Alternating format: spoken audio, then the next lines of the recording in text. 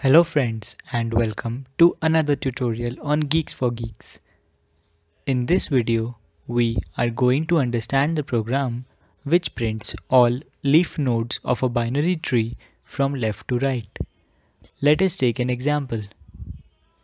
For the above binary tree, the output will be as shown below: 4, 6, 7, 9 and 10.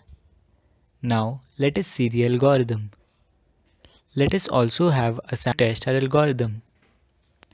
We pass the root node, which is 1, into function print leaf nodes, so root will point to 1. Now we check if root is a leaf node.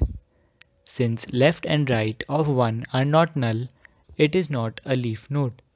So we check for the left subtree recursively.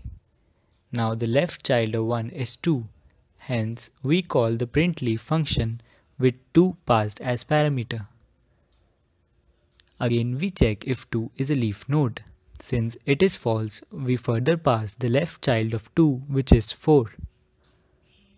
Now, as 4 is a leaf node, we print 4 and return to the previous call.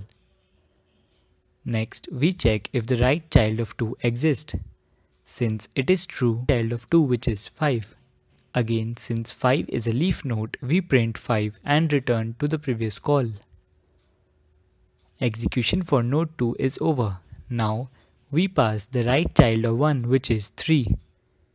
Since 3 is a leaf node, we print it and return. Execution for all the nodes is over and we have the final output. Now, let us have a look at the time complexity of the program. This code will run in big O of n complexity. N are the number of nodes in the binary tree. With this, we come to an end of this tutorial. For any doubts or suggestions, please leave them in the comment section below. Thank you for watching.